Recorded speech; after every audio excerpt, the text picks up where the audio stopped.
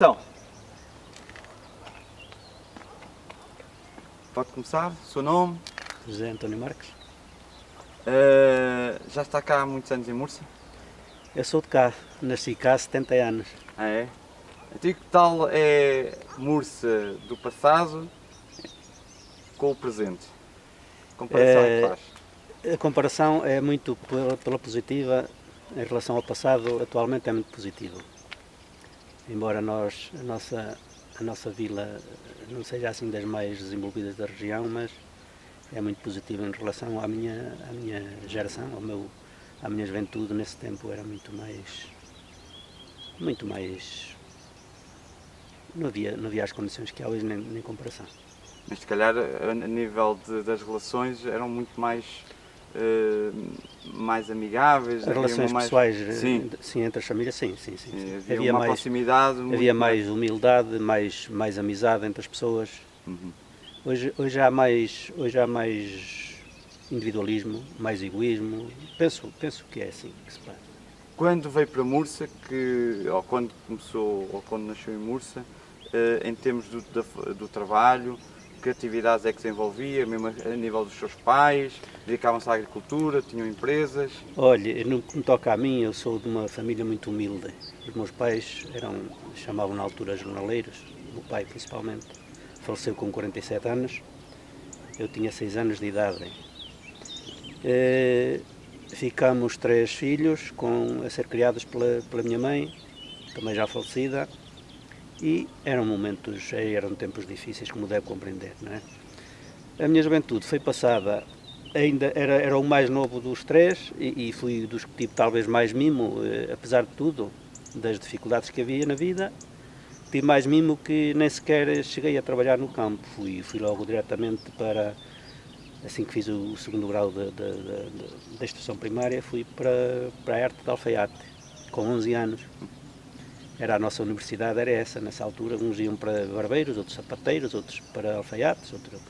Eram as profissões que existiam na altura, porque os estudos era só para aquelas famílias mais poderosas. Nesse tempo era assim. Portanto, daí fiz a minha universidade de alfaiate até aos 19, 20 anos, onde fui para o serviço militar. Fui mobilizado na altura chamámos-lhe as colónias, a província de Moçambique. Lá fiz o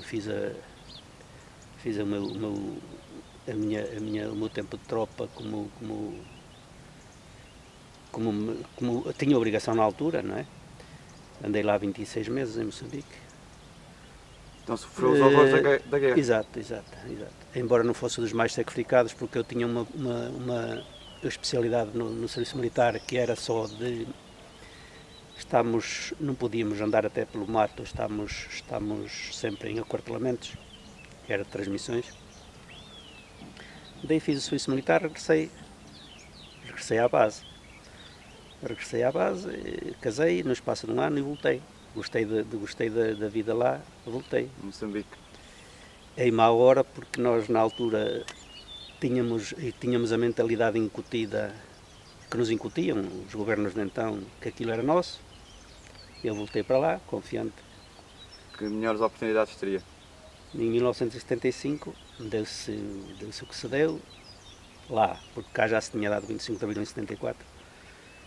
Tivemos que, não sei, vocês talvez não são dessa geração, não estejam, ou estarão a par, não sei. Tivemos que regressar como podemos, uns para um lado, outros para outro, mas à força, praticamente. E quando cheguei cá, olha, tive a sorte de concorrer para uma vaga que saiu como leitor cobrador de eletricidade e água em 1975, porque nessa altura a eletricidade ainda era explorada pelos municípios. Só depois, em 79, o nosso município é que cedeu à EDP, à atual EDP. Portanto, nesses 5 anos, fiz o serviço de eletricidade como leitor cobrador. E a água também. Fazíamos as duas coisas ao mesmo tempo. Pronto, e aí mantive-me até 2002, que fui aposentado. Na altura, a questão da eletricidade e das águas, nestes meios mais pequenos, era difícil. Era difícil, portanto, em parte era muito reduzido, porque nesses anos, em 75, ainda nem toda a gente, ainda não havia eletricidade em todas as habitações. Era um número muito reduzido em relação ao que é hoje. Na água, exatamente a mesma coisa.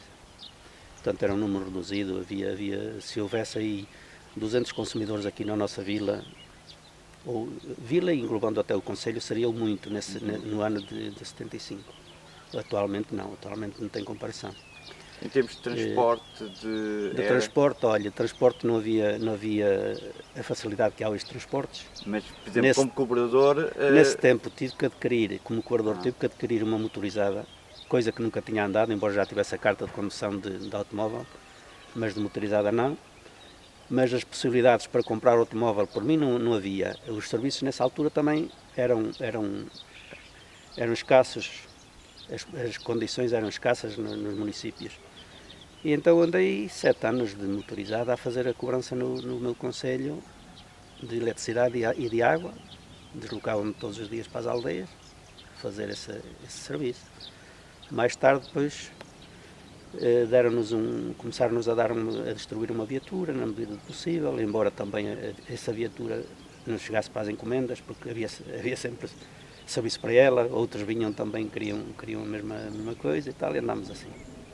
A coisa lá foi andando e penso que atualmente, eu já estou aposentado há 13 anos, atualmente as condições são muito melhores, mesmo a nível de instalações não tem comparação. A nível de instalações não tem comparação. Aliás, a informática também veio dar outras condições ao pessoal. E pronto, era o que havia na altura, não é? Era o que havia na altura.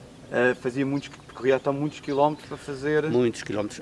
Quer dizer, o nosso concelho não é muito grande, mas a minha deslocação maior era ali para a Terra Fria, chamámos-lhe a Terra Fria, que é a zona da Carva, a aldeia da Carva, não sei se conhece, que são 22, 23 quilómetros, era a distância maior. Mas tínhamos que ocorrer todos os meses. Alguma história nunca teve que fugir de uma vaca, de um boi? Olha, disso não, mas de cães sim. De cães a gente batia à porta dos consumidores e tinha que estar sempre com 4 olhos porque às tantas era ferrado. É rara a casa na aldeia que não tenha um animal desses, não é? Portanto, esse era um serviço assim um bocado ingrato porque era feito porta a porta e consoante as condições do tempo tínhamos que aguentar isso tudo, não é? Chuva, vento, frio, sol, era um serviço externo que porta a porta era feito assim. Mas como não há nada sem sacrifício, lá me fui aguentando porque eu estava muito bem em Moçambique, mas tive que voltar. Tive a sorte ainda, de além do meu esforço, de apanhar trabalho. Exatamente. De apanhar trabalho, sim. Na altura, depois, em termos das leituras, eram enviadas todas por carta? Como é que funcionava o processo? Não, as leituras eram feitas na hora em que fazíamos a cobrança. Íamos fazer a cobrança do recibo da água, correspondente sempre ao mês anterior. E trazíamos a leitura para ser lançada para o mês seguinte. Não havia informáticas, era tudo manual e era tudo por continhas de cabeça. Havia uns livros de registro enormes para registrar os consumidores e as contas de cada um e depois... Portanto, não havia informática nenhuma, era tudo manual. Mais tarde, em 1979, apareceu uma empresa a oferecer serviços já com informática e os recibos já iam com os cadernos de leituras, já iam para essa empresa e vinham de lá era em Midões, e já vinham de lá já feitos por computadora. Nós cá era só separá-los e partirmos para as aldeias para as cobrarmos. Okay. Quer partilhar mais alguma história connosco?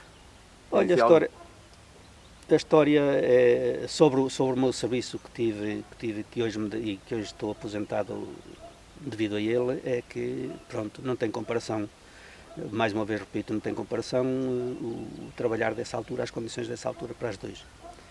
A nível de consumidores, era um número muito reduzido em relação ao que é de hoje. Sobre isso, não tenho mais. Havia também estava a ver se me lembrava, havia também muitas condições no abastecimento. Atualmente a nossa vila já não tem falhas de abastecimento em qualquer lado, seja ponto alto, seja ponto baixo da vila.